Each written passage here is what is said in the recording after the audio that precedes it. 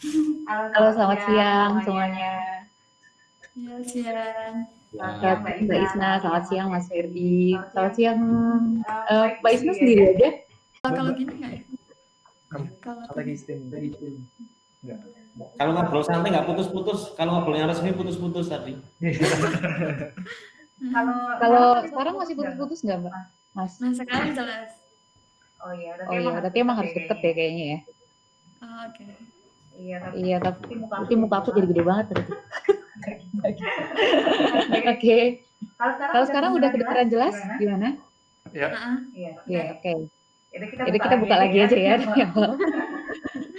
Selamat siang sobat muda semuanya. Selamat siang juga buat Mbak Isna, Mas Ferdi.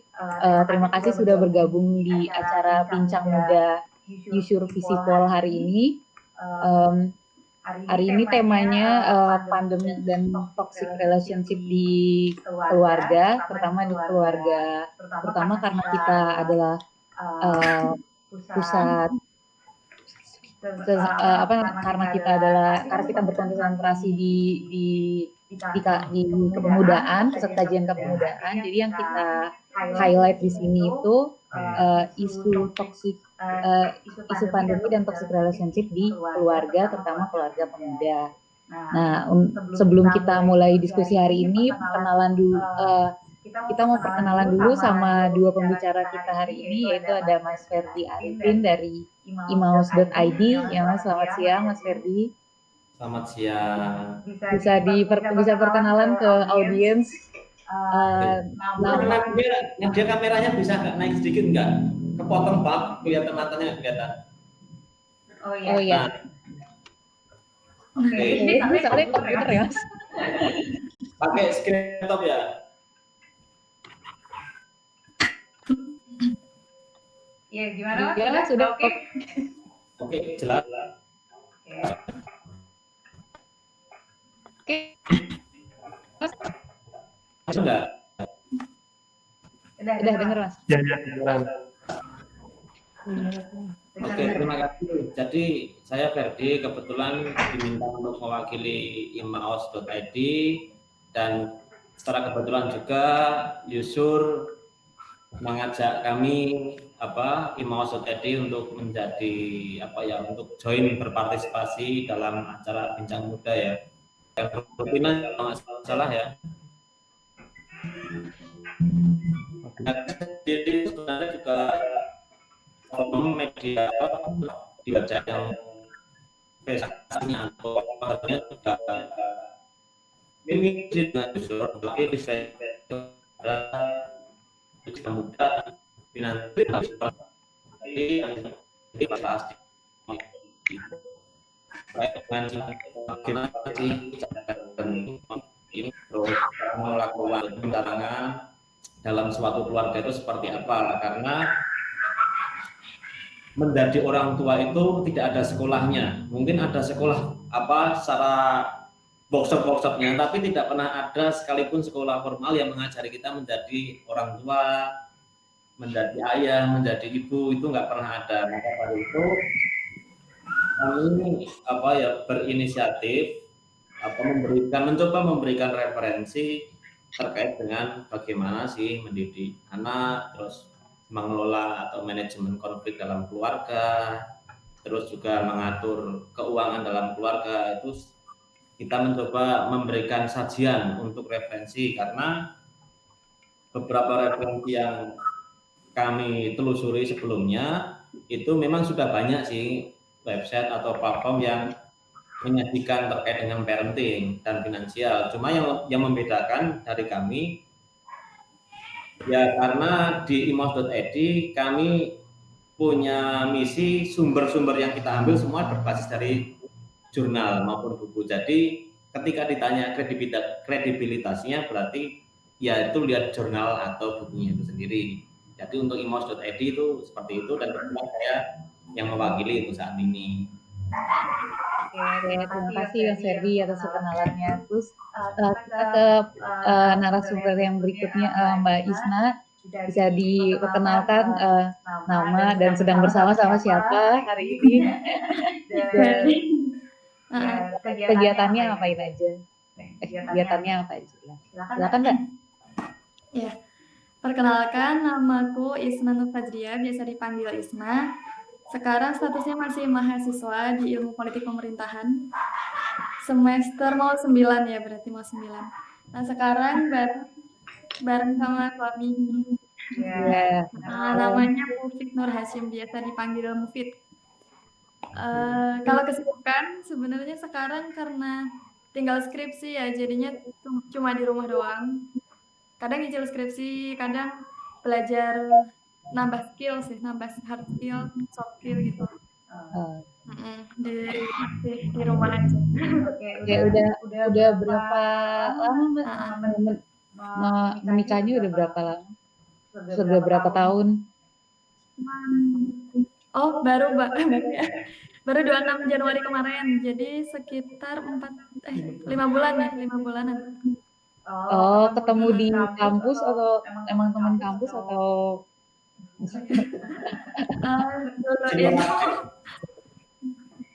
dulunya teman komunitas gitu. Jadi kan di DPP itu beberapa teman dulu suka ini kan kayak diskusi gitu. Nah, akhirnya gabung sama beberapa univ lain, gabung diskusi. Nah, di situ kenal. Cuman emang nggak ada kontak, nggak ada kayaknya rasa-rasa juga belum ada gitu. Nah, tiba-tiba pas Desember 2019 kemarin, nah itu tiba-tiba datang gitu. Datang ke rumah melamar, akhirnya Januari menikah. Ya, berarti happy wedding ya. Sekitar 6 sampai 7 bulanan ya Mbak ya? Kira-kira. Iya, cie. Oke, berarti bisa kita langsung ke mulai apa ya kayak berbincang hari ini aja ya, kayak terutama soal tema pandemi dan toxic relationship. Jadi kan kalau misalkan dimulai dari sekitar bulan-bulan Maret atau bulan-bulan Februari, Maret, April gitu, itu kita memasuki masa-masa krisis pandemi. Nah, di masa-masa krisis pandemi itu kita beberapa daerah terutama, mungkin di Jogja sendiri juga memberlakukan SBB dan juga dari beberapa orang bahkan menginisiasi karantina mandiri gitu, karantina secara mandiri. Dan beberapa sektor kayak sektor perekonomian juga kayak misalnya di mal-mal atau di pasar itu sempat berhenti total dan mengharuskan orang-orang itu kebanyakan melakukan kegiatan di rumah. Nah, yang paling banyak kalau misalnya kita ngomongin di rumah itu kan, dalam rumah itu sendiri kan ada biasanya kayak untuk mahasiswa yang tinggal sendiri ya. Kalau misalnya yang keluarganya ada di rumah itu kan berarti kan mereka banyak di rumah dan ketemu keluarga gitu kan. Nah, berdasarkan data yang dihimpun dari teman-teman Yusur juga justru ketika mereka sering berada di rumah, justru kemunculan hubungan-hubungan yang tidak sehat itu di beberapa waktu tuh malah meningkat, malah ada justru dengan sering katakanlah sering ketemu, justru malah memunculkan adanya indikasi hubungan yang tidak sehat yang bisa berujung ke toxic relationship. Nah, di bincang-bincang kali ini kita mau bahas nih kira-kira terutama misalnya kayak pasangan muda seperti Mbak Isna dan Mas Mufid yang menjalani kehidupan pernikahan di tengah masa pandemi ini. Gimana sih cara Mbak Isna dan Mas Mufid menghindari hal-hal seperti itu, dan gimana sih cara mengatasi kalau misalnya memasuki masa-masa krisis di tengah kondisi saat ini. Nah, dari situ kita bisa masuk ke kacamata bisa masuk ke pembahasan yang lebih dalam lagi yang akan dijelaskan oleh Mas Ferdi tentang gimana sih sebenarnya faktor yang bisa menjadi pemicu kemunculan toxic relationship terutama di masa-masa pandemi saat ini. Kan kalau misalnya kita dibilang juga ini masih masa-masa transisi kan ya. Jadi masih ke new normal, orang dari karantina total terus lama-lama mulai keluar walaupun emang nggak bisa sepenuhnya menjalankan kegiatan secara maksimal karena memang masih memaksimalkan waktu di rumah. Nah, oke. Jadi kita bisa langsung ke pertanyaan pertama. Aku mau menanyakan dulu ke pembicara yang pertama, yaitu ke Mbak Isna dulu ya. Kalau gitu, gimana sih Mbak rasanya menjalani kehidupan berkeluarga di tengah masa-masa ini, apalagi kan baru ya, baru Iya. tahun ini menjalannya. Nah, kira-kira bisa diceritakan Mbak, apakah ada perbedaannya sebelum dan setelah ini, sebelum COVID dan setelah COVID gitu? Mungkin kalau misalkan secara keseluruhan, kalau secara keseluruhan tuh kita lebih ngerasain banyak dampak positifnya gitu. Karena mungkin karena awalnya kita juga belum begitu kenal gitu. Akhirnya pas harus kerja di rumah WFH, itu kita justru semakin kenal gitu. Semakin kenal, dan karena mungkin juga pas itu transisi kantor-kantor, terus yang bekerja, cara kerjanya kan juga berubah ya. Yang tadinya ada banyak kerjaan, akhirnya pas WFH mendadak masih transisi, akhirnya kan belum begitu banyak pekerjaan. Nah, akhirnya pas di rumah itu kita malah jadinya kayak bikin YouTube, terus kadang juga ikut bikin gerakan untuk donasi juga. Nah, sama aktifin yang komunitas dulu pernah dibentuk sebelum menikah gitu. Nah, jadinya kita malah lebih justru perkenalannya malah pas masa pandemi ini gitu, karena emang sebelumnya nggak terlalu sering ngobrol juga nggak pernah gitu.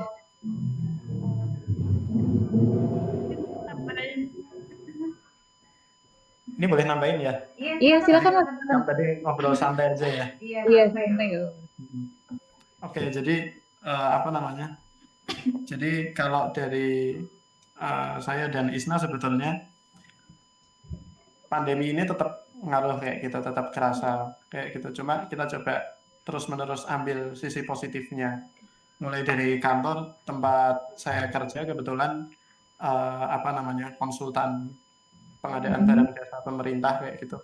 Biasa diminta buat kajian, buat riset-riset untuk pemerintahan. Nah, di masa pandemi semua anggaran pemerintah dialihkan kayak gitu ke kesehatan, bidang kesehatan. Akhirnya kantor yang saya tempati, yang saya kerja di sana drop kayak gitu, ada penurunan. Nah, cuma dari situ banyak hal positif yang bisa justru diambil kayak gitu. Karena kebijakan kantor itu akhirnya WFH, kita jadi sering ketemu di rumah kayak gitu kan, saya sama Isna kayak gitu. Akhirnya coba waktu-waktu di rumah itu kita isi buat belajar hal baru kayak gitu. Karena dari punya komitmen belajar maka jadi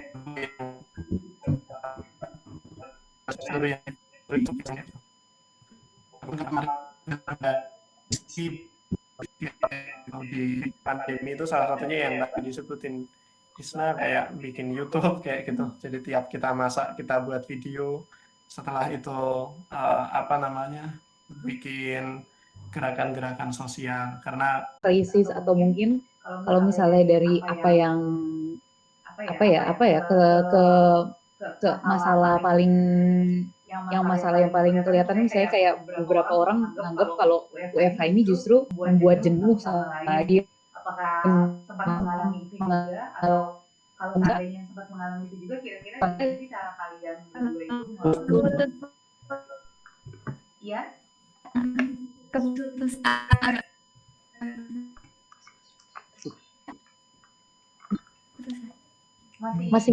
masih putus-putus nggak Mbak? Nah, sekarang Mbak. Oh iya. Iya, tadi mungkin pertanyaan kayak dipersingkat aja ya. Jadi kayak cara kalian mengatasi rasa ya macam-macam. Kalau dari kita tuh sebenarnya juga sempat ada rasa bosan gitu. Ada rasa bosan itu juga sempat ada gitu. Pas udah mulai agak monoton ya. monoton kegiatan tuh kadang juga bosan. Nah, terus habis itu kalau dari kita, kalau aku sih terbuka ya, jadi aku kadang kalau lagi bosen ngomong gitu, kok kayak bosen gitu. Nah, kadang kalau udah kayak gitu kita menganalisis gitu, kenapa kita bosen gitu. Nah, akhirnya pas itu kan kita sempat bingung antara karena kita sering ketemu atau karena kita nggak pernah ketemu orang gitu, nggak keluar rumah juga. Nah, akhirnya pas itu kesimpulannya mungkin dua hal itu yang bikin kita mungkin kerasa agak apa ya bosen gitu. Nah, akhirnya itu kesepakatannya kita ngambil apa ya space karena di depan rumah kita itu kan langsung ada masjid ya. Nah, akhirnya pas itu ya udah suami ke masjid dulu beberapa jam, saya di rumah gitu. Nah, pas di habis itu paling cuman 2-3 jam itu udah lumayan ngasih jarak lah, space untuk kita, kemudian udah pas balik ke rumah lagi udah biasa, udah nggak terlalu apa ya, nggak bosan juga. Mungkin cuman itu doang ya yang kita ngerasain kayak kadang bingung gitu. Ya, mungkin cuma kebosanan karena mungkin gitu-gitu aja, nggak banyak ketemu orang, dan mungkin juga pas itu kan kita ngumpulin donasi juga udah kelar, nyalurin udah kelar, jadinya kita bingung nyari mau apa lagi ya gitu. Nah, cuman setelah itu ya kayak gitu, dengan terbuka terus kita nyari solusi bareng, kesepakatan, akhirnya udah kelar sih, nggak nyampe sehari ngerasa bosan tuh juga enggak, alhamdulillah. Mungkin kayak gitu ya. Kalau dari segi ekonomi itu sebenarnya kan menurun ya, pendapatannya menurun gitu. Cuman karena lingkungan sosialnya di sini enak ya, alhamdulillah. Jadi kita tuh sering hampir tiap hari saling tukar makanan itu ada gitu di sini. Apalagi kemarin pas Ramadan ya, pas tiap buka itu pasti ada yang ngirim makanan. Kita juga kadang ngasih ke tetangga gitu. Jadi walaupun pendapatan menurun tapi selalu cukup. Jadi nggak terlalu menimbulkan masalah yang apa ya, yang berdampak ya kalau secara ekonomi. Jadi kuncinya tadi ya mau memberikan jarak sama saling mengerti ya sebenarnya. Iya. Terbuka sih, terbuka. Ya, oke. Terus langsung aku mau nanya kan kayak baik pengalamannya tentang dan cara mereka Sorry, soalnya putus. masih putus ya, Mas? Iya, baru aja putus-putus. Ini kedengeran nggak sekarang? Sekarang jelas. Oke. Oke. Ya udah Mas, langsung apa namanya? Udah kedengeran kan nih, Mas? Gimana? Oke, jadi kalau misalnya dari Mas Ferdi sendiri melihat dari apa namanya sebagai salah satu yang terbesar yang kira-kira bisa memunculkan toxic relationship di dalam suatu hubungan gitu. Bisa dijelaskan lebih jauh, Mas? Oke. Mungkin selamat dulu buat Mbak Isna dan suami ya. Sebenarnya momentum ini pandemi bagi keluarga baru itu momentum untuk berduaan lebih lama daripada tidak. Ya, alhamdulillah. Jadi kalau memang terkait dengan toxic relationship sih sebenarnya itu ada pandemi maupun enggak sih sama ya, maksudnya toxic yang memang toxic relationship itu sudah ada jauh sebelum pandemi. Cuma beberapa kasus di beberapa negara, setahu saya khususnya di Cina ya yang gencar banget terkait dengan naiknya tingkat kekerasan dalam rumah tangga itu dampak dari COVID-19. Tapi kalau di Indonesia kemarin malah saya lihat postingannya Ridwan Kamil banyak yang hamil. Jadi kalau data yang di Indonesia sih belum bisa saya pastikan ya. Saya belum lihat secara pasti terkait dengan kenaikan tindak kekerasan dalam rumah tangga. Tapi kalau untuk urusan dampak dari pandemi ini memang sangat luar biasa ya, apalagi kalau mereka yang sudah berkeluarga, dalam arti yang sudah memiliki anak. Karena beberapa kasus seperti ya contoh anak saya sendiri itu sekarang sekolahnya kan libur, school from home. Nah, itu sangat merepotkan ketika saya dengan istri itu sama-sama bekerja. Dalam arti sekolah libur nggak tahu sampai kapan, katanya sampai akhir tahun, tapi bekerja sekarang sudah mulai masuk. Nah itu membuat kacau sekali lah istilahnya, yang biasanya kita rutinitas seperti biasa, sekolah itu anak disekolahkan supaya bisa memanajemen waktu, tapi sekarang jadi kacau. Nah terus lagi di dalam toxic relationship sendiri itu kan banyak sekali dampak yang yang muncul karena perilaku beracun lah katanya, seperti kayak meningkatkan temperamen itu menjadi naik gara-gara ketemu terus istri di rumah, terus karena work from itu juga motor lewat. Jadi work from home itu sangat membuat psikis seseorang itu luar biasa besar. Dari beberapa kasus ternyata work from home itu tidak optimal karena memang contoh sederhana. Nadia sekarang di mana? Sekarang di kantor sih Mas. Ya? Di Yusur, di UGM. Iya, di UGM di Yusur. Nah, di UGM ya. Di UGM mungkin wifi-nya cukup lah ya. Iya. Tapi meskipun ada potong-potong tadi ya, putus-putus tuh ya.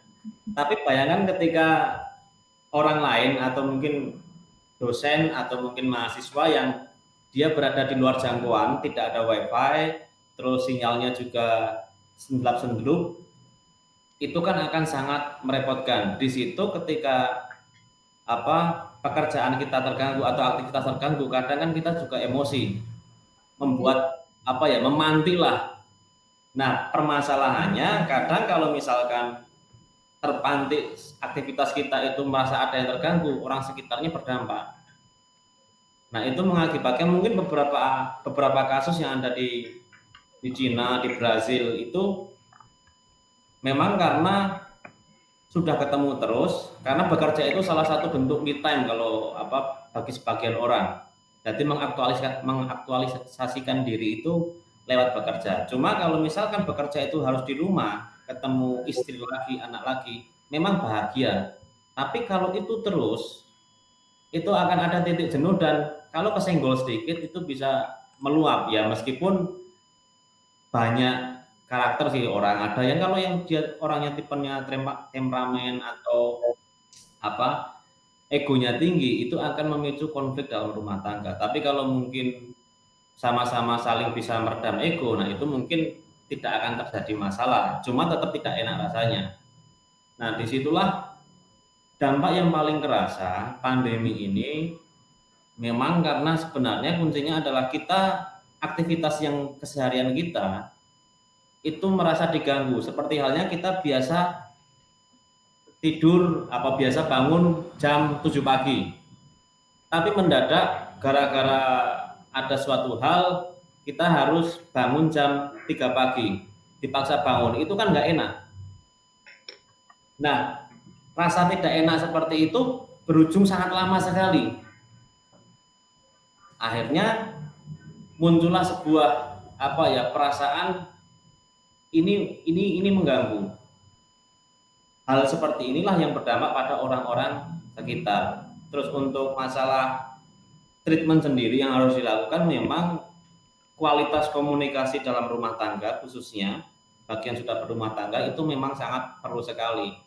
Keterbukaan, terus saling mengeluarkan istilahnya tidak malu dalam mengungkapkan perasaan, ekspresi itu sangat diperlukan karena keterbukaan itu kunci dari keharmonisan dalam rumah tangga. Jadi untuk menghindari pandemi seperti ini dengan tema yang toxic relationship ini, memang suami istri memang harus bisa ini kesempatan untuk meningkatkan kualitas komunikasi, saling terbuka, supaya kalau ada apa-apa itu bisa saling support. Misalkan suami dapat teguran dari atasannya karena pekerjaannya lambat bukan karena dia yang lambat, tapi karena mungkin sinyal internetnya tersendat. Nah di situ mungkin bisa cerita kepada istri dan istri bisa memahami. Tapi kalau suami sudah kena marah dari atasannya, terus istri juga sengak dalam arti minta tolong buatin minum tapi nanti atau malah nggak mau. Nah itu kan memicu konflik yang sangat berlebih. Jadi ya memang ini fenomena seperti ini sangat luar biasa sekali sih. Ini bisa menjadi sebuah momen kebahagiaan dalam arti untuk meningkatkan kualitas hubungan dalam rumah tangga dengan catatan egonya tetap ditahan, tapi juga bisa menjadi bumerang bagi orang-orang yang memiliki ego yang tinggi. Kesenggol sedikit nanti senggol bacok lah istilahnya kalau zaman sekarang. Gitu sih. Oh iya, oke. Berarti memang kondisi saat ini tuh justru either pasangan muda ini bisa mengoptimalkan hubungan mereka, atau justru di satu sisi lain bisa menghancurkan juga ya, karena tidak kayak misalnya kayak tadi kurang komunikasi karena rasa jenuh. Tapi mungkin nggak sih Mas, kalau misalnya masalah ini tuh muncul dari adanya pembagian role atau pembagian kerja di rumah yang sebenarnya nggak. Karena di Indonesia sendiri kan kita dekat dengan budaya misalnya suami yang kerja, istri yang di rumah dan menguasain ilmu di rumah ya dong, yang ilmu domestik gitu kan. Itu ada kemungkinan seperti itu juga nggak sih? Nah ini untuk masalah culture ini memang luar biasa sekali ya, mengubah culture sangat luar biasa. Ketika biasanya istri di rumah konsep patriarki ya itu ya, istilahnya suami bekerja, istri di rumah, terus kemudian suami harus di rumah, itu bisa sangat berbahaya dalam arti suami dengan kesibukannya, dengan biasa beraktivitasnya tapi harus di rumah membantu istri, itu mungkin ada beberapa orang yang mengatakan bahwa itu bukan pekerjaan laki-laki. Soal nyuci piring, terus nyuci baju, itu urusan dapur, urusan perempuan. Tapi kalau misalkan suaminya di rumah dan tidak ngapa-ngapain, biasanya kan suami keluar kerja cari uang jelas ya. Tapi kalau suami di rumah nggak ngapa-ngapain, nggak membantu istri, tapi tetap istri yang bekerja, istri yang mencuci piring, mencuci baju, masih memasak, belum lagi ngurusin anak. Nah itu akan memicu konflik, seakan-akan seperti lelaki pengangguran tapi tidak membantu urusan di rumah gitu. Jadi memang kunci dari permasalahan work from home, school from home, terus toxic relationship ini itu memang ada pada dalam komunikasi sih. Kualitas komunikasi pasangan itu menjadi hal paling penting atau hal paling utama meningkatkan kualitas hubungan mereka. Jadi bisa dikatakan bahwa mau pandemi ataupun tidak, kalau memang sudah terjalin komunikasi yang baik antara suami istri, dalam arti juga pembagian peran yang pas. Misalkan kalau suami di rumah ikut membantu istri tidak masalah, atau misalkan kalau suami harus keluar bekerja terus istri mengurus rumah juga tidak masalah. Itu kalau komunikasinya terjalin dengan baik, itu tidak akan bermasalah. Tetapi kalau memang ada sesuatu hal yang disembunyikan, dalam arti disembunyikan itu bukan melulu persoalan menyeleweng atau gimana ya, tapi misalkan pekerjaan tidak pernah diceritakan kepada pasangan, terus capeknya ngurus rumah tidak pernah disampaikan kepada pasangan, nah itu akan sangat mudah sekali meletup di era seperti ini. Jadi memang harus hati-hati sih itu. Berarti memang harus pelan-pelan ya, kayak jangan sampai justru meledak di akhir gitu ya. Kurang lebih seperti itu lah. Ya. Kalau misalnya dari Mbak Isna sama Mas Mufid sendiri, gimana sih pembagian peran masing-masing kalau di rumah nih, selama di rumah terus? Apakah kayak gitu atau kayak gitu? Silakan. Oke, aku dulu ya. Jadi terkait pembagian peran, dulu banget waktu mungkin 3 minggu 4 minggu setelah nikah, pernah ada satu hal yang mungkin agak clash ya. Jadi clash-nya itu karena standar produktivitas atau mungkin parameter produktivitas masing-masing antara saya sama Isna itu beda kayak gitu. Kalau bagi saya produktivitas itu ya ke kantor kayak gitu. Setelah itu melakukan sesuatu yang punya manfaat sosial, melakukan sesuatu yang punya manfaat atau dampak ke keluar kayak gitu. Nah, jadi hal-hal yang saya lihat kayak gitu kan, urusan domestik kayak misalnya cuci piring, cuci baju, masak, itu bukan termasuk produktivitas kayak gitu. Jadi kalau dari awal itu kita garap, kita kerjain berdua kayak gitu. Jadi ya nyuci bareng kayak gitu kan, masak bareng. Nah cuma ada jet lag kayak gitu waktu awal-awal nikah karena banyak hal yang kayak gitu dulu, mulai dari nyuci piring, nyuci baju itu dilakukan Isna kayak gitu. Jadi malah saya yang nggak terima kayak gitu. Kok kamu cuma gitu doang kayak gitu kan? Kok kamu nulis buku atau apa kayak gitu? Nah waktu itu kelas kayak gitu. Nah akhirnya kita samakan persepsi kayak gitu. Persepsi kita tentang produktivitas itu kayak gimana kayak gitu. Karena di awal sebetulnya kita pingin ya nikah itu mengakselerasi produktivitas kayak gitu atau mengakselerasi kemanfaatan. Jadi dari awal niatnya gitu kayak gitu. Karena lu nikah muda kayak gitu, umur 23 tahun kayak gitu kan, pasti lihat orang kayak gitu. Kalau produktivitas turun kayak gitu kan, setelah itu jadi malah terbenam kayak gitu. Terus apa kata dunia kayak gitu. Jadi sempat kepikiran kayak gitu. Nah akhirnya ya coba kita rapikan lagi kayak gitu. Kita buat samakan persepsi tentang produktivitas itu bagi pekerjaan rumah kayak gitu kan.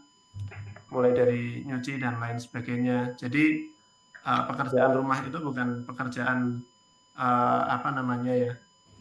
pekerjaan perempuan kayak gitu. Yang itu feminin, bahkan ya soal nyuci baju dan lain sebagainya ya digarap bareng-bareng kayak gitu, dibagi tugas kayak gitu. Ini kok ketoknya ideal banget ya gitu. Tapi ya sebetulnya enggak juga kayak gitu. Karena ya dicoba-coba kayak gitu. Kadang-kadang laundry keluar dan lain sebagainya. Nah dibagi-bagi kayak gitu itu ternyata bisa nemukan kayak gitu. Isna tetap nggarap skripsi kayak gitu kan di rumah kayak gitu. Saya nyoba model-model bisnis baru yang bisa digarap di masa pandemi kayak gitu kan. Terus juga ada aktivitas produktif bareng yang kita kerjain sama-sama kayak gitu. Misalnya kita ingin bikin aset kayak gitu. Salah satu asetnya kita rencanain YouTube kayak gitu. Oke, kita bikin YouTube bareng yuk kayak gitu. Habis itu jadi bagian dari hal produktif yang kita lakukan bersama kayak gitu. Jadi saling melihat satu sama lain itu sama-sama produktif kayak gitu. Tapi ini belum punya anak ya. Kalau tadi katanya kalau udah punya anak beda lagi kayak gitu. Nah mungkin itu dari saya.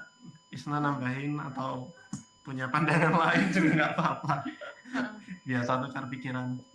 Mungkin aku nambahin dikit ya tentang produktivitas dan pembagian perannya. Mungkin awalnya itu juga aku sendiri ngerasa kayak kok jadi nggak produktif ya kan, apa-apa cuma nyuci, terus di rumah, pokoknya yang dulunya berorganisasi lah, bikin apa-apa, nah itu jadi sempat vakum gitu, sebulan awal tuh sempat vakum.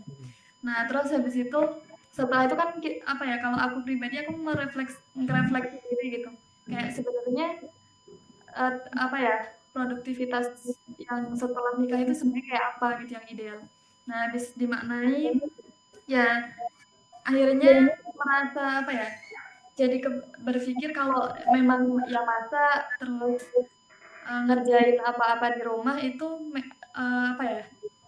produktivitasku gitu, jadinya nggak lagi melihat produktivitas itu hal-hal yang di luar rumah gitu, tapi melihat apa yang di rumah itu juga produktivitas gitu. Karena setelah kembali lagi tujuan menikah kan, kalau istri kan dapat ridhonya suami gitu.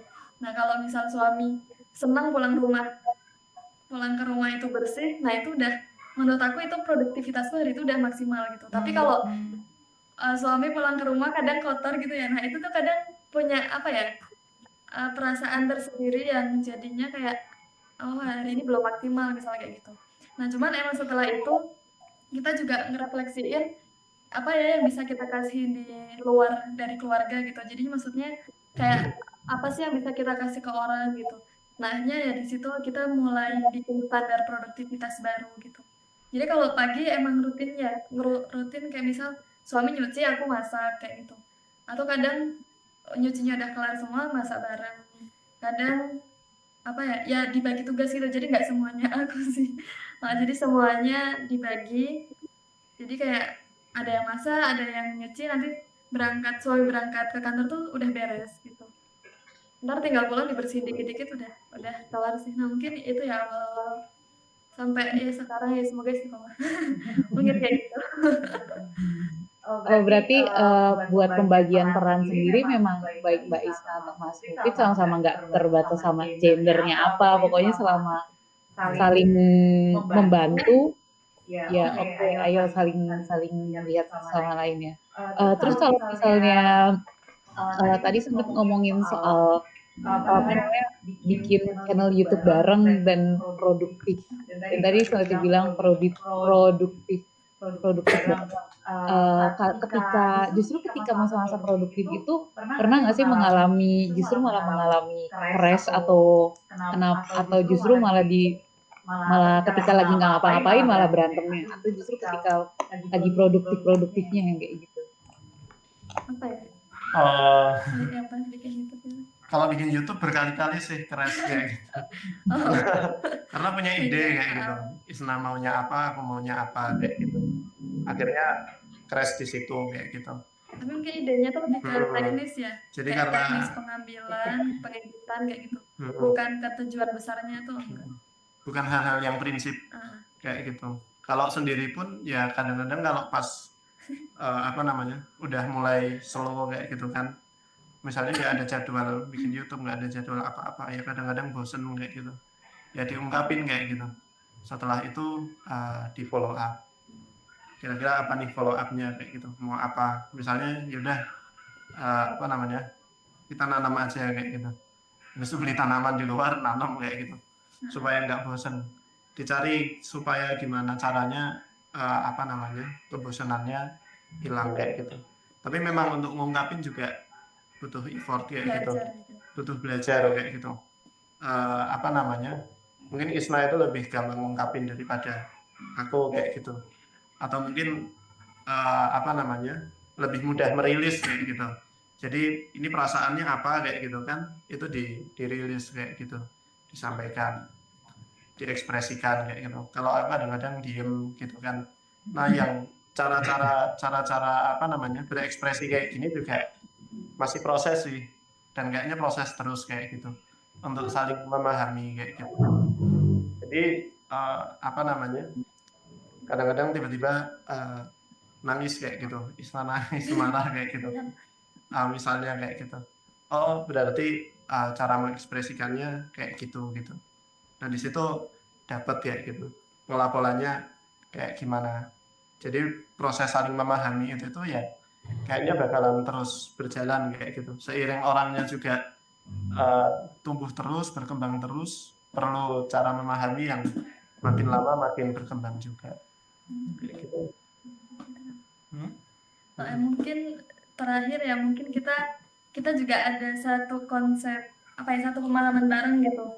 Jadi sebelum menikah itu kita sama-sama ngeluarin bukunya John Gray yang tentang laki-laki perempuan, tentang pasangan kayak gitu. Nah di situ kita kan banyak belajar tentang komunikasi pasangan dari buku John Gray itu. Nah di situ akhirnya kita setelah menikah baru kita nge-cross check kebenaran teorinya gitu. Nah emang beberapa teori itu relevan ya, tapi beberapa kita malah kebalik ya. Misal kayak siapa yang lebih ekspresif dan lain sebagainya. Nah tapi di situ karena kita punya konsep yang mirip, akhirnya untuk menyelesaikan kalau misal lagi ada sama-sama tertekan atau ada hal yang kurang enak itu jadi lebih enak gitu, karena kita punya standar solusi yang lebih mirip gitu ya daripada dari nol gitu, tapi kita punya itu apa ya sama-sama ada pemahaman dari buku itu ya. Oh, Oh, berarti berarti udah Tantangan yang besar. berarti sempat kayak mencari-cari literatur gimana sih kalau couple di dalam apa namanya couple kalau yang udah nikah tuh gimana sih kehidupannya misalnya gitu ya Mbak. Wah, Iya, sekali. kayak gitu. Nanti Aku juga cari deh. Oke. Itu bagus tuh. Oke, Oke, terus kembali lagi ke Mas Ferdi. Jadi ini tuh jadi menimbulkan pertanyaan pertanyaan sebenarnya sebenarnya apa sih tantangan terbesar bagi pasangan muda ya terutama yang menikah di kisaran usia 18 sampai mungkin sampai 22. Apa sih tantangan terbesar yang dihadapi pasangan keluarga muda saat di masa pandemi ini? Apakah emang selalu berhubungan dengan finansial? Apakah malah psikologis masing-masing yang paling susah dihadapi sama lain? Nah, kalau kayak gitu kira-kira gimana ya Mas? Sebenarnya sih kalau untuk masalah muda, pasangan muda ya, permasalahan terbesar sih pada ke egonya sih, dalam secara psikologisnya. Jadi bukan masalah finansial. Kalau uang kan bisa dicari ya, maksudnya sekarang tuh untuk cari uang lebih gampang daripada dulu, tapi kalau cari pekerjaan memang susah. Misalkan jualan kan bisa dapat uang, tapi kalau untuk cari pekerjaan misalnya daftar kerja di mana itu susah. Tapi kalau untuk cari uang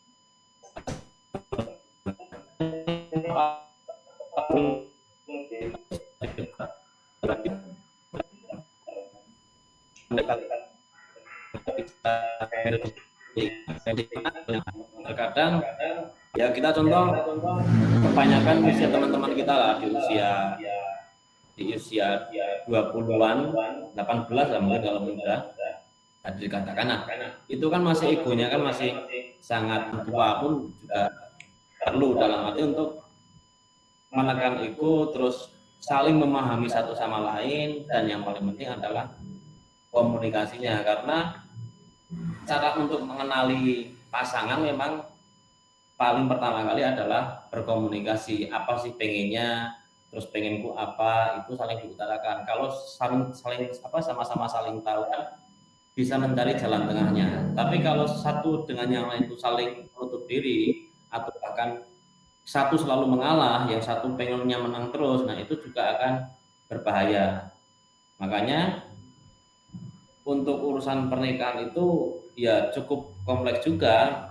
Banyak orang-orang yang dia mengambil referensi dari beberapa buku, atau mungkin dia yang butuh guru spiritual untuk mengajari bagaimana cara berhubungan ya, lebih tepatnya menjalin pernikahan itu seperti apa. Itu banyak metodenya dan setiap orang punya caranya sendiri. Makanya di kami di IMAUS itu hanya ingin menyajikan bagaimana cara generasi muda ini membangun rumah tangga tanpa harus menggurui, karena ada banyak sekali cara dalam menjalin komunikasi, terus dalam mendidik anak, dalam menentukan sekolah anak. Kadang kalau egonya tinggi itu bisa jadi ribut dan banyak hal. Karena memang setiap keluarga itu punya bumbunya sendiri, dalam arti punya resepnya sendiri supaya keluarga itu harmonis. Tidak bisa resep satu diterapkan ke resep yang lain, meskipun memang ada benang merah yang saling berhubungan, bukan saling berhubungan, yang benang merah sama lah. Intinya komunikasi itu kan kalau sama-sama komunikasi itu baik, tapi karena karakter setiap orang itu berbeda, makanya rumus untuk menjaga keharmonisan dalam rumah tangga itu berbeda. Nah, akan lebih baiknya kalau misalkan di masa pandemi ini, khususnya bagi kalangan muda ya, terdampak pandemi harus work from home, school from home, itu bisa jadi momen untuk saling mengenal satu sama lain. Jadi istilahnya ya kayak tadi yang disampaikan kisahnya Mbak Isna dan suami, saling ngobrol dalam berbagi peran dan sebagainya, itu kan salah satu bentuk komunikasi, saling mengenal satu sama lain. Akhirnya ada titik temu, ternyata mungkin memasak itu capek, nggak bisa dikerjakan satu orang, bisa bergantian. Kalau misalkan satu pengen masak ya satu mencuci dan seterusnya. Jadi memang keterbukaan terus menulang ego dan komunikasi itu sangat diperlukan di dalam hubungan rumah tangga, khususnya saat ini di masa pandemi yang mau nggak mau suami dan istri itu ketemu terus. Kalau satu rumah ya satu rumah itu terus, kalau satu kosan ya satu kamar itu toh. Jadi kan ada pasangan suami istri yang masih ngekos itu kan masih banyak. Itu ya satu rumah itu satu kosan satu kamar itu ketemu terus kan jenuh juga. Makanya butuh treatment khusus lah. Gitu. Oke, terus tadi sempat tadi kan kita ngomongin tantangannya. Kalau misal tantangan pasangan muda di tengah pandemi ini, ketika pasangan muda ini mereka akhirnya memutuskan untuk menikah dan kebetulan menjalankan kehidupan pernikahan di tengah pandemi yang mengharuskan mereka kerja di rumah, ketemu 24 jam setiap hari, kira-kira dan pokoknya 24 jam itu panjang ya, waktu yang lumayan panjang ya untuk dan 24 jam seminggu, belum lagi kalau seminggu. Nah, itu kan bisa memunculkan adanya perubahan-perubahan, bahkan nggak menutup kemungkinan perubahan sikap di pasangan yang lain di pasangan kita gitu, misalnya katakanlah. Kira-kira kalau misalnya dari Mas Ferdi sendiri ada nggak sih apa ya gimana kayak misalnya kayak ada nggak sih sikap-sikap atau sifat-sifat tertentu atau kondisi-kondisi tertentu yang dapat diindikasi sebagai oh ini udah mulai ketika kamu masuk kondisi seperti ini berarti kamu udah mulai masuki tahap toxic relationship. Nah kalau itu ada nggak sih Mas?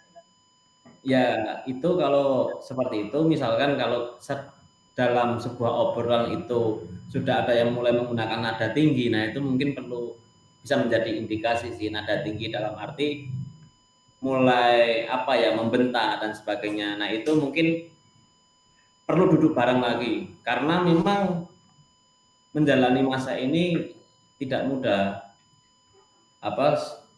Jenuhnya itu saya katakan jenuh ya.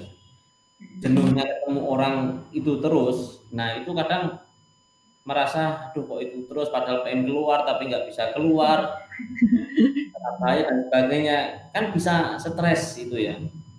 Kayak semacam di penjara meskipun itu di rumah gitu kan nggak bisa keluar kemana-mana. Solusinya mau nggak mau ya jadikan istrimu itu atau suamimu itu teman dekatmu, dalam arti lakukan aktivitas bersama, entah itu masak bareng, kan banyak tuh gawe dalgona kopi dalgona. Dalgona itu kan mendadak viral kan karena memang orang di rumah kalau cuma ngobrol terus tatap-tatapan terus ya mau nggak mau bosen. Makanya butuh aktivitas yang bisa dilakukan bareng. Salah satunya membuat dalgona kopi itu atau mungkin main monopoli jangan lama banget. Kalau misalkan sekarang musim saya punya banyak teman nih, beberapa teman lah. Dosen sosiologi itu hobinya bercocok tanam. Itu banyak sekali orang yang mencoba mengaktualisasikan diri supaya nggak bosen. Bahkan ada yang ngajak ngobrol tanamannya, itu juga ada. Ngajak ngobrol binatang pelihara itu nggak masalah. Yang penting jangan sampai kamu merasa ada di titik jenuh ketemu orang itu terus. Memang kita butuh istilahnya kayak semacam pelarian. Jangan sampai nanti kalau kita tahan terus itu meluap. Nah pelarian orang ini kan bisa macam-macam. Ada yang ngobrol sama pohon. Guna itu rasa banyak itu tidak oleh pasangan untuk makanya di rumah aja banyak aktivitas itu salah satu upaya para influencer untuk istilahnya memberikan referensi kepada pasangan muda atau mungkin orang-orang di luar sana yang merasa sudah jenuh di rumah aja, nggak bisa kemana-mana, dan corona ini juga sifatnya nggak pasti, nggak kelihatan. Ya mau kita harus berhadapan dengan. Jadi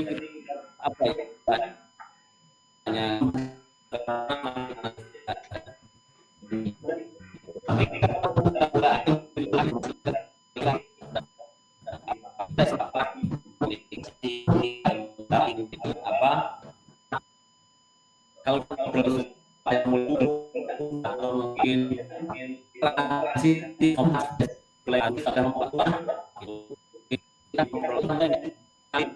tanda yang apa ya istilahnya memunculkan guncangan-guncangan dalam rumah tangga itu.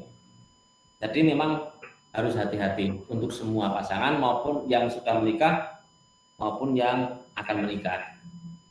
Oke, terus juga tadi sempat disinggung soal perbedaan hal itu apa namanya? Ada perbedaan besar antara yang pasangan yang sudah menikah dan belum punya anak sama yang udah menikah dan sudah punya anak ketika dia menghadapi pandemi ini. Kira-kira seberapa jauh sih perbedaan apa ya kayak apa ya tantangannya gitu? Apakah memang akan selalu lebih susah yang udah punya anak atau gimana ya Mas? Jadi gini sih memang, aduh semoga istri nggak nonton ini ya, ini di live di YouTube ya. Kalau nggak di-share ke istri nggak apa-apa, tanda bertanda. Paling kalau dia marah juga biasa, saya udah punya treatmentnya lah. Mungkin Jumi seneng kok. Jadi misalkan apa ya, sebelum nikah dulu saya sama istri itu istilahnya ya masih apa-apa itu kayak orang pacaran, belum ada masalah sama sekali. Ya istilahnya masalah sih cuma bingung mau nonton film apa atau ya hal-hal sepele lah. Tapi kalau setelah punya anak khususnya ya, bekerja sudah punya anak, dan yang paling kerasa adalah setelah sekolah-sekolah itu tutup. Dalam arti school from home. Nah, di school from home inilah yang menjadi permasalahan mulai muncul, dalam arti pembagian peran memandikan anak, terus nyebokin anak, memberikan makan anak, kapan dia yang gendong kalau mau tidur dan sebagainya. Bahkan kalau yang sudah SD itu jenenge menemani anak mengerjakan PR, karena PR anak-anak SD sekarang tuh pusing-pusing loh. Jadi kayak saya tuh teman dia udah sekelas dokter ya, mengerjakan PR matematika anaknya juga pusing, mumetnya minta ampun, dan itu memang menyita banyak waktu karena anak harus ditemani saat belajar, sedangkan pekerjaannya itu juga tidak bisa ditinggalkan. Nah itulah yang kadang membuat istilahnya permasalahan-permasalahan yang muncul tadi sensitif. Aku kesel banget wis kerja iki ngurusi anak, apalagi kalau anaknya lebih daripada satu. Nah itu akan sangat luar biasa sekali perbedaannya. Saya yang punya anak satu aja udah istilahnya merasa bingung ketika saat saya harus pergi bekerja, anak di rumah aja. Kebetulan ada mbahnya sih, tertolong sama ada mbahnya. Tapi kalau yang nggak ada mbahnya, saya punya teman itu dia harus nge-shift sama pasangannya. Hari ini suaminya yang di rumah, besok istrinya yang di rumah. Dan ketika suaminya di rumah itu biasanya menjadi masalah. Karena konsep patriarki ini kan masih meluas di Indonesia. Misalkan anaknya nangis, itu nggak bisa mengidentifikasi nangisnya kenapa. Harus punya. Maksudnya telepon istrinya, ini anak nangis, tapi mau nangis, bingung, dikasih makan nggak mau, dikasih susu nggak mau. Nah itu karena nggak terbiasa memegang anak, akhirnya bingung. Dan si istri, kebetulan itu yang istri itu adalah teman saya, mau nggak mau di kantor kerepotan kudune ya, karena memang ternyata masalahnya anaknya karena ngantuk, biasanya dikipasi atau digendong lah supaya dia cepat tidur. Nah hal-hal seperti ini, pembagian peran seperti ini kalau memang tidak dikomunikasikan itu yang akan berbahaya. Makanya kalau Mbak Isna dan suami ini belum punya anak, mungkin malah bisa program anak di masa pandemi ini. Tapi kalau sudah punya anak, itu mungkin perlu treatment yang berbeda lagi dengan pasangan yang baru saja menikah.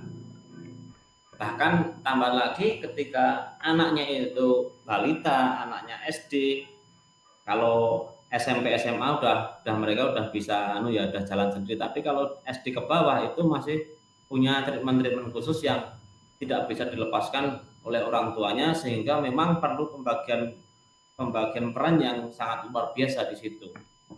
Gitu. Oke. Terus sekarang kita coba tarik ke sate lebih luas ya Mas. Kan kalau misalnya isu toxic relationship ini kan selalu berhubungan soal hubungan relasi antar pribadi gitu kan. Padahal di tengah pandemi ini yang terdampak karena pandemi ini tuh bisa dibilang satu negara besar gitu, dan akhirnya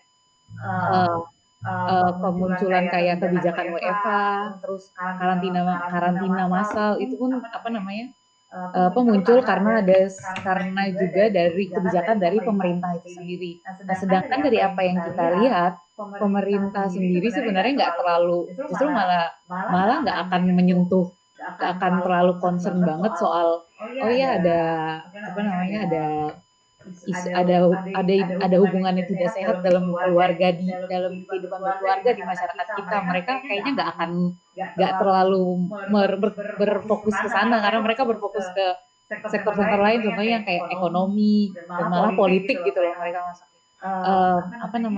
Kalau dari Mas Ferdi sendiri melihatnya apakah kan tadi sudah sempat disebutkan kalau di Indonesia justru malah tadi sempat disebutin juga kalau Ridwan Kamil malah bikin meme soal ini pada pas di WFH malah pada hamil, bukannya malah pada jangan punya anak malah pada hamil gitu, malah dibikin jokes lah ya katakanlah sama pemerintahnya itu sendiri. Jadi apakah dari pemerintah Indonesia sendiri, apakah memang karena ngelihat kayak gitu, apakah justru orang-orang di Indonesia justru malah nggak terlalu menganggap toxic relationship ini suatu isu yang besar gitu nggak sih Mas, kalau misalnya dilihat sendiri, karena dari sistem kebijakan pemerintah mereka nggak terlalu berkonsentrasi ke sana dan nggak terlalu menyentuh ke arah sana, karena itu justru yang buat masyarakat, malah beberapa masyarakat mungkin di dalam hubungannya dia takut untuk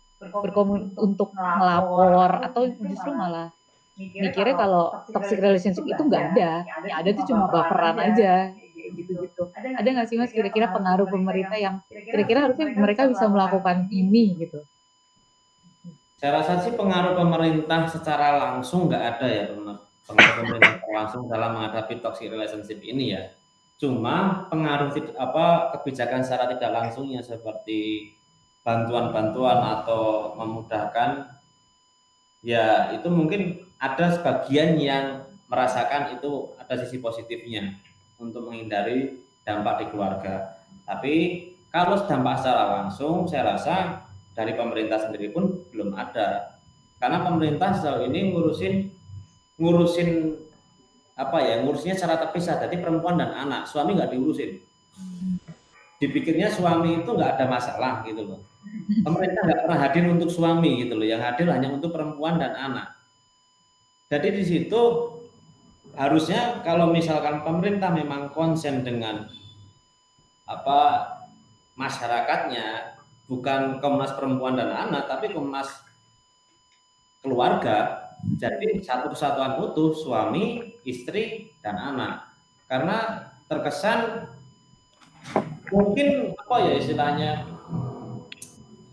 terkesan yang menderita itu perempuan terus, padahal laki-laki pun secara psikis ya, bukan secara fisik. Kalau perempuan secara fisik maupun psikis menderita secara ketika melahirkan menderita secara fisik dan psikis, tapi laki-laki pun ketika istri sedang melahirkan atau ketika hamil, itu psikisnya suami itu juga terkena dampaknya, tapi tidak pernah ada yang memperhatikan. Dan itu sebenarnya juga yang menjadi concern IMAOS, bahwa ketika kita ngomongin keluarga itu nggak bisa hanya ngomongin perempuan dan anak saja, tapi laki-laki atau suami ini juga punya peran dan perlu juga diselamatkan, karena memang kalau ngomongin keluarga itu harus utuh.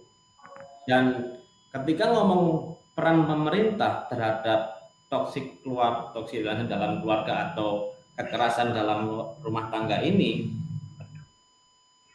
saya rasa belum ada yang pemerintah belum memperhatikan ini secara langsung. Yang memperhatikan lembaga pemerintah yang memperhatikan keluarga kan hanya Kementerian Agama. Ketika belum menikah ada pendidikan pranikah, dan itu pun sifatnya opsional, boleh ikut boleh enggak.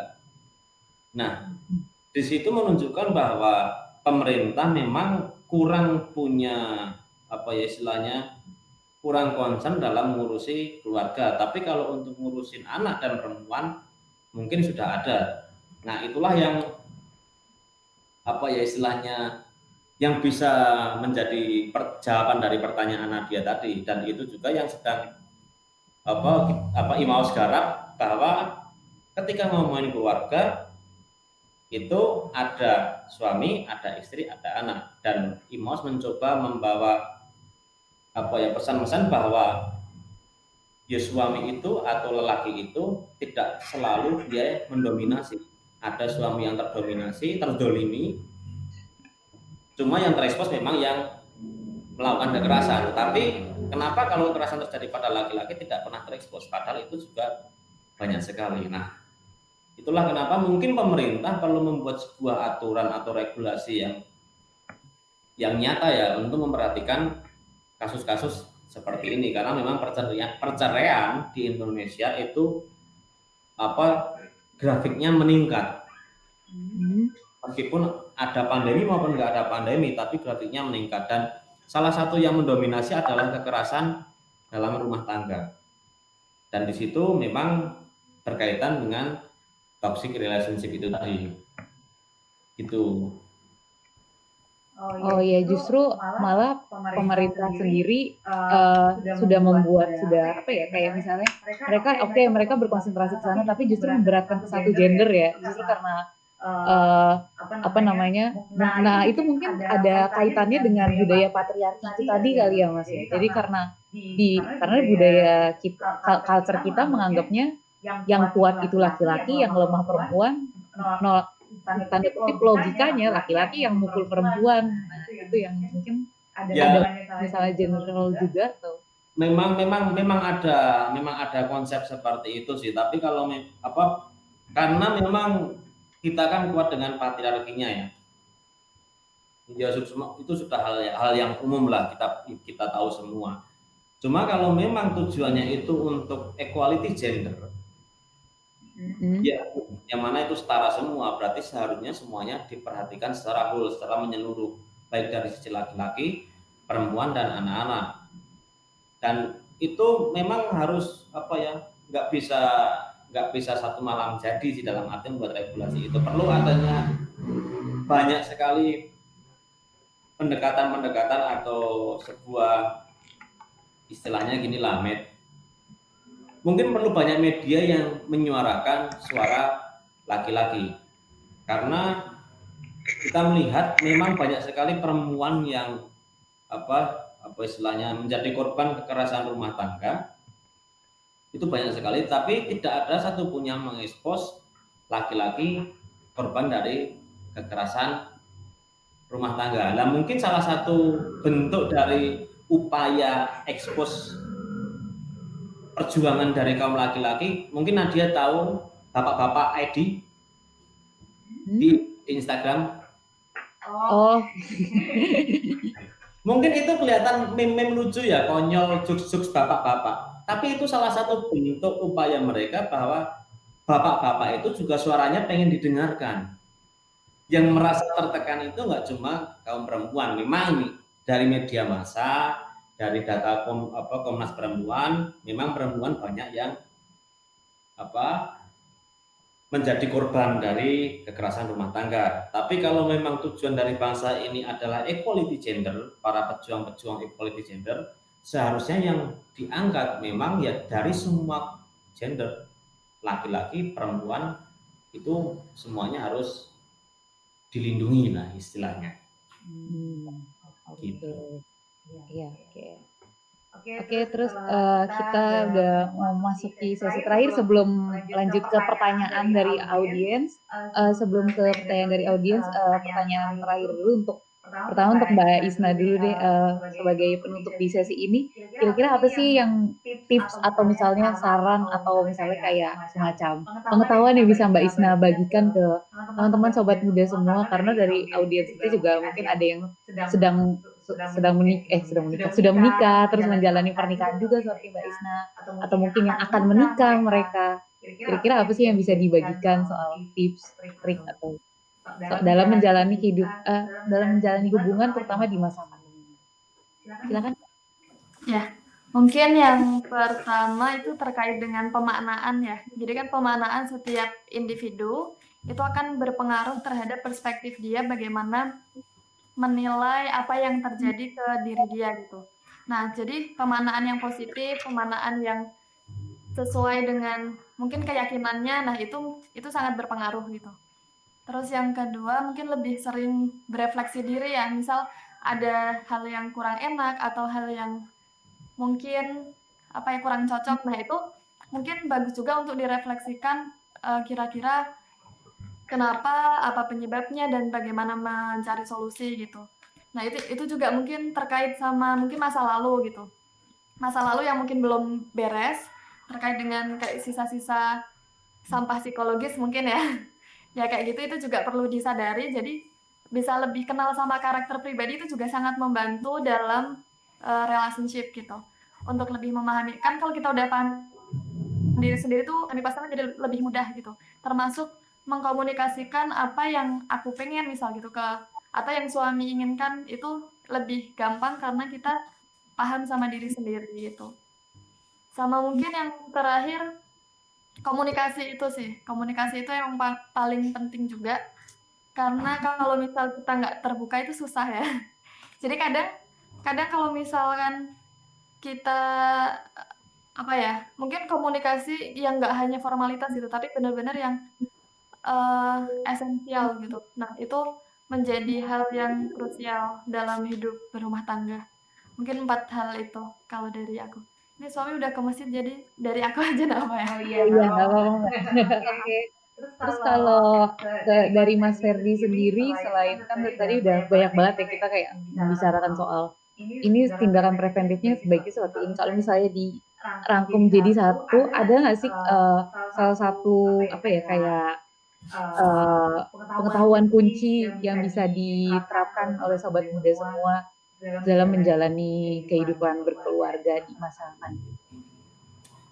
Jadi untuk secara sederhana untuk bisa meningkatkan kualitas hubungan itu, mungkin saran saya dari hasil apa yang kami selidiki bahasanya, itu adalah berikan waktu untuk me time dan family time. Nah, itu adalah dua hal yang perlu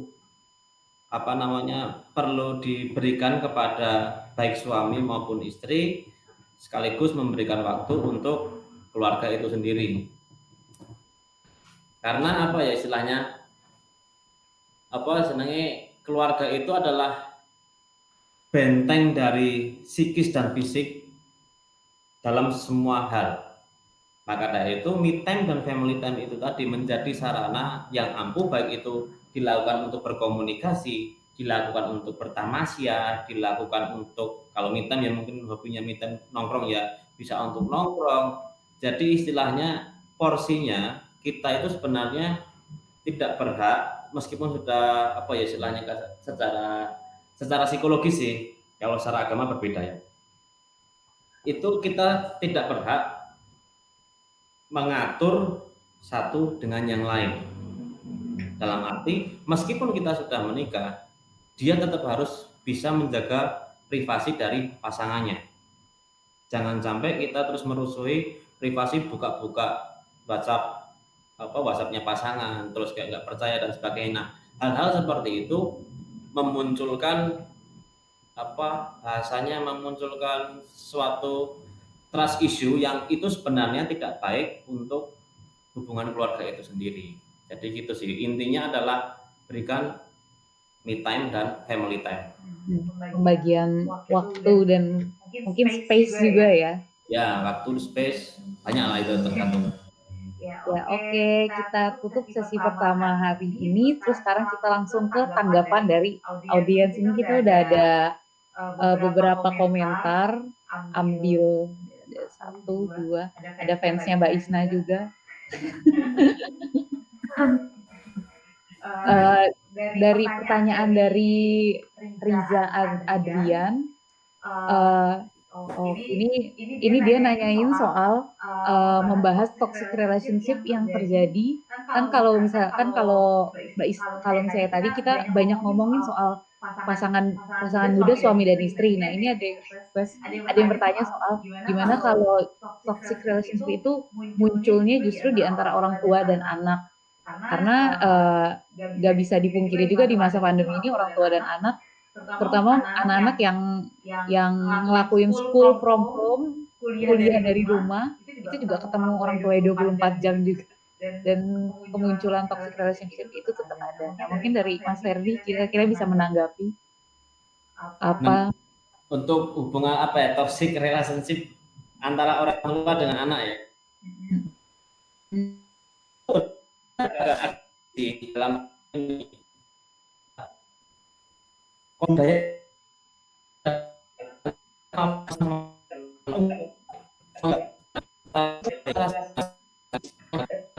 itu bikin stres.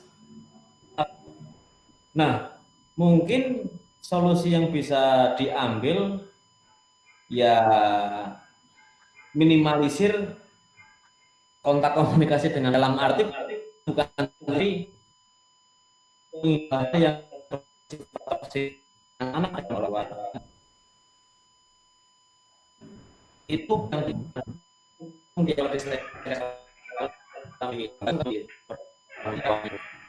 dan orang kan mengira apa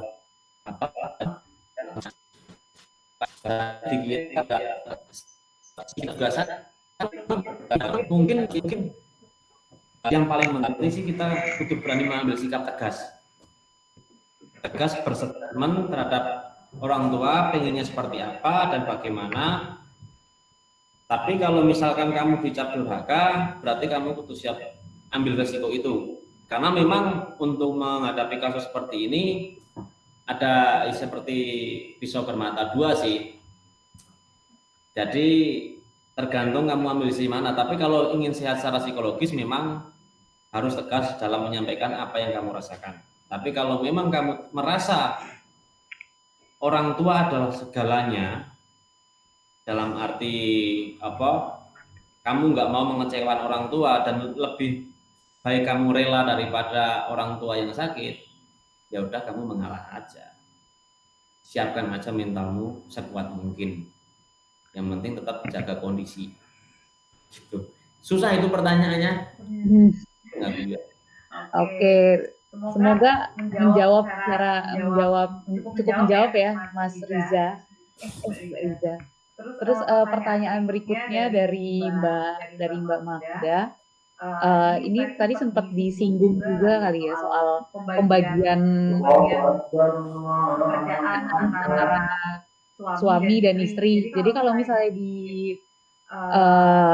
ada kasus di mana istri kerja, suami kerja, terus karena biasanya mereka dua-duanya kerja, terus sekarang mereka dua-duanya harus di rumah dan harus ngelakuin WFH, dua-duanya harus WFH. Terus ada kasus di mana si istri udah WFH, tapi dia harus ngurus anak juga. Sedangkan suami mikir selalu karena tadi kita sempat ngebahas soal budaya patriarki di Indonesia kan, soalnya di mana kalau biasanya yang anak, dan tadi sempat diceritain juga kalau biasanya memang bahasa anak itu yang lebih ngerti yang istri, si ibu. Nah, kalau misalnya ada kasus seperti ini, kira-kira gimana sih, yang kayak misalnya kayak istri harus menjalani beban ganda, yaitu sebagai ibu, sebagai istri, dan sebagai pekerja wanita juga, tiga beban malah. Sedangkan suami bisa cukup dengan kerja di rumah dan dia kerja domestik, udah itu perannya selesai. Kalau kayak gitu tanggapannya gimana Mas? Sama? Dan problem yang sering dihadapi, ini tadi udah nih, pokoknya yang tadi yang soal peran istri jadi banyak, sedangkan peran suami gitu. Itu berarti apa ya istilahnya, pertanyaannya itu seakan-akan istri bebannya berat, dan di situ pertanyaannya terlihat sekali keluarga itu tidak berbagi peran dengan baik. Nah, memang untuk bisa menyelesaikan seperti itu adalah membagi peran, apa istilahnya, berbagi peran itu memang harus dikomunikasikan, yaitu tidak bisa dipisahkan. Bisa dipreteli istrinya terus merasa harus mengurusi anak, bekerja dan sebagainya. Tapi memang kunci utamanya ya kalau ingin berbagi peran ya memang harus dikomunikasikan. Misalkan si istri merasa kelelahan karena memang dia harus work from home, terus tapi dia harus mengurusi anak, dan sebenarnya itu agak aneh juga ketika istri merasa berat karena dia harus work from home dan mengurusi anak, berarti di situ suaminya kurang mengambil peran dalam parenting. Dan itu menjadi PR juga bagi kebanyakan masyarakat bahwa seakan-akan ngurusin anak itu urusan perempuan toh. Padahal bonding antara anak dengan orang tua itu harus menyeluruh, dalam arti nggak cuma ke ibu toh, tapi juga harus ke ayahnya. Dan di situ kunci utamanya untuk menghindari hal-hal yang sifatnya mengandung gejolak dalam rumah tangga, komunikasi yang baik itu adalah solusi sih. Oke. Berarti memang kuncinya pasti ini ya, kayak kuncinya pasti komunikasi dari pihak istri maupun pihak suami harus saling membicarakan apa sih problemnya, apa sih yang bisa dibagi, apa sih yang bisa di share satu sama lain. Kalau misalnya salah satu pihak tetap udah melakukan komunikasi dan salah satu pihak tetap kekeh, ya mungkin dari situ justru munculnya toxic relationship yang harusnya bisa disadari. Ya memang gitu guys, misalkan bila banyak meme kan, pernah nggak kamu Nadia punya pacar? Aduh, sayangnya enggak ya Mas. Mungkin punya. Iya? Pernah punya?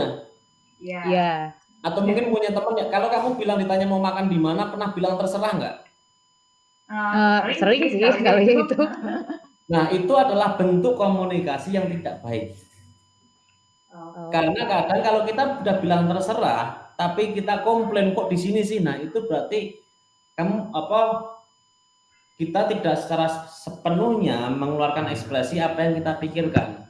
Dan itu memang tidak bisa disalahkan perorangan sih, karena kayak semacam fenomena seperti itu semakin dibumbui dengan banyaknya meme. Jadi perempuan bilang terserah ketika memutuskan sesuatu, padahal nggak terserah juga, itu menjadi semakin masif dan semakin istilahnya membentuk suatu komunikasi yang tidak utuh. Dan dalam keluarga pun seharusnya ketika memang istrinya capek atau suaminya capek, itu harus diutarakan kepada pasangannya. Jangan sampai beban itu dirasa atau ditanggung sendiri, karena ketika ngomongin keluarga itu nggak cuma ayah toh atau ibu toh, tapi semuanya, kedua belah pihak antara suami dan istri. Jadi memang saya selalu tekankan di obrolan kita ini ya, di bincang santai ini, adalah komunikasi itu adalah kunci dari sebuah hubungan, gitu sih.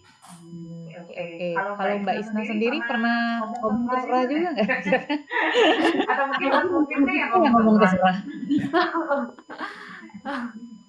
Ini pertanyaan serius nih. Terserah sih kalau jawab. Oh my god. Maksudnya kayak pernah mengalami masa-masa kayak gitu juga nggak? Kayak kelelahan, kayak gimana miskomunikasinya tiba-tiba nyampe ke arah yang sampai bikin berantem cuma karena satu pihak miskom gitu. Pernah sih, itu pernah juga ya kayak gitu. Jadi pas itu kan kita kesepakatan kalau habis subuh, habis ngaji itu kan aku masak, dia nyuci. Nah terus pas itu dia udah izin sih malamnya mau itikaf gitu pagi-paginya. Nah habis itu aku yang ngungkapin ya, aku bilang dari besoknya aja ya gitu. Nah dari besoknya akhirnya ya udah kita sepakat nggak besok tapi besoknya gitu. Ternyata habis subuh suami itu ini lupa itikaf. Akhirnya pas pulang sempat ini juga ya kesel. Nah tapi karena aku ekspresif ya jadinya aku kesel tuh aku aku bilang gitu. Tapi itu emang harus ada treatment sih. Jadi nggak pakai emosi, nggak pakai marah, cuman bilang kok ini yang semalam lupa gitu. Akhirnya ya udah habis minta maaf, terus akhirnya dibantu ngerjain yang lain-lain, udah selesai gitu. Nah jadi emang kadang apa yang mengetahui apa yang dipengenin diri sendiri itu penting banget gitu.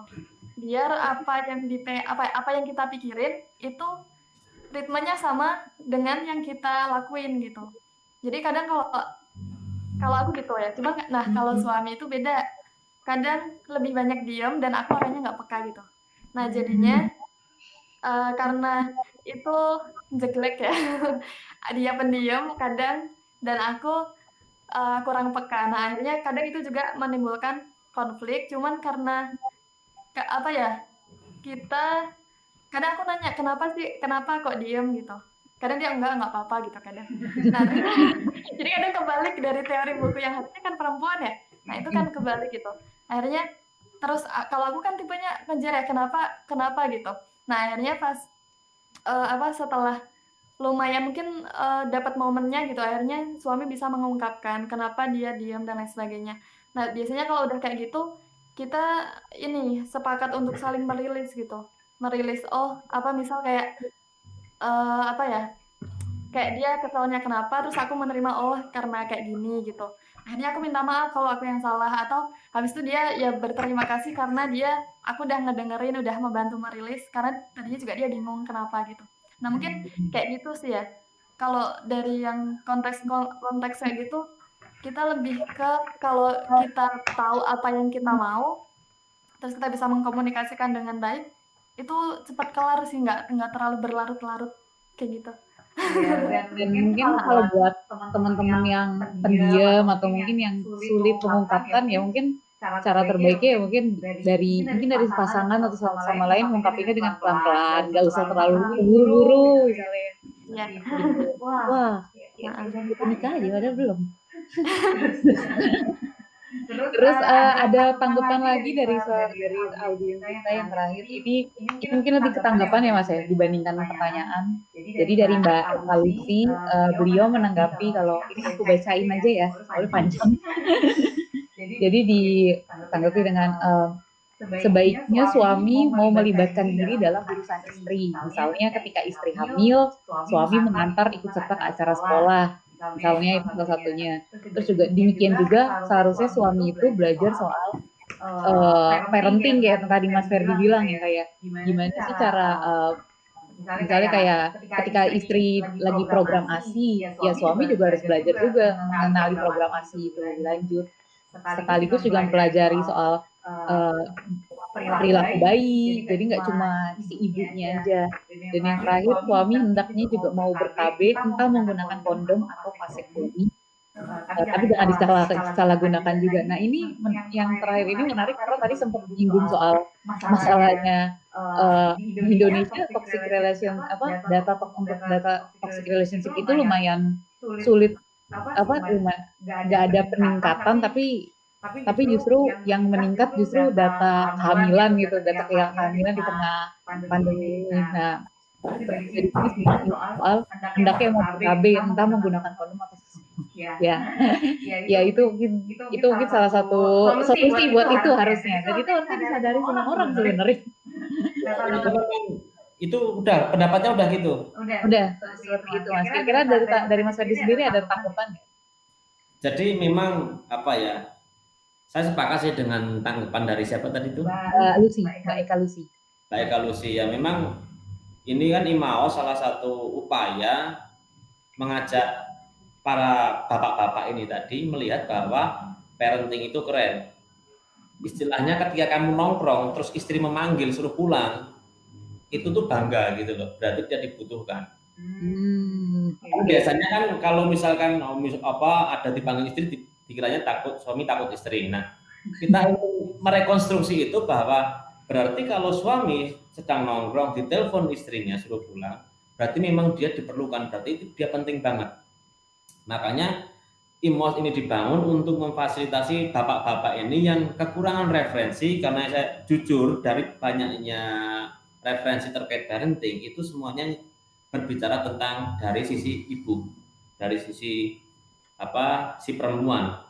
Hampir sedikit sekali atau mungkin bisa saya katakan nggak ada ya yang membahas dari sisi ayah, dalam arti bagaimana sih treatment ganti popok versinya ayah, terus bagaimana sih cara menyusui ayah, ya bukan terus dia punya as ya, kalau dia itu nenek nyusui anak ini kepiye, atau mungkin menggendong anak supaya dia tidur itu seperti apa. Memang dari yang kami kerjakan itu ingin mengajak para laki-laki, para pria, bahwa tidak serta-merta kamu itu pulang dipanggil istri itu cemen, tapi pulang ke rumah untuk keluarga itu adalah suatu kebanggaan.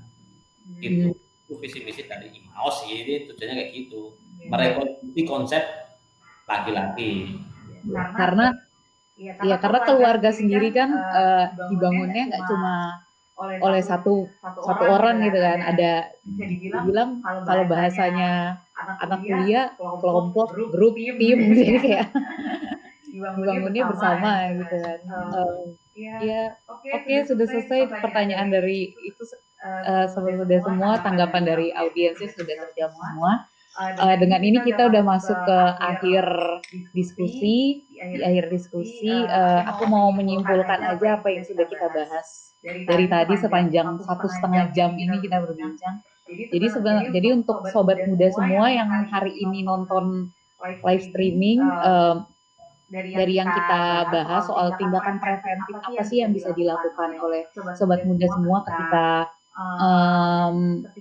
sedang menjalankan suatu hubungan atau sedang menjalankan kehidupan pernikahan di tengah pandemi, seperti yang tadi sudah disampaikan oleh Mas Ferdi, Mbak Isna, bahwa komunikasi adalah salah satu kunci penting dalam keberlangsungan hubungan.